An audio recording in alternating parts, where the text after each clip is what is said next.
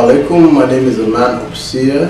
On behalf of Kudro, I would like to invite everybody to a historic event called Hasuso, which means remember in the Somali language.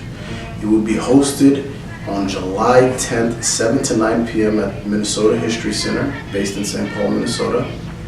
This event will cover Somalia during the pre-colonial era, the 1960 independence era. It will also touch on the multi-party democratic system we had from 1960 to 1969, followed by General Mohammed Siad Barre's era, which was from 1969 till 1991. We will also discuss the infamous civil war that transpired in 1991 and the rise of the Somali diaspora, with a particular focus on Somali Americans in Minnesota. I hope to see everyone there.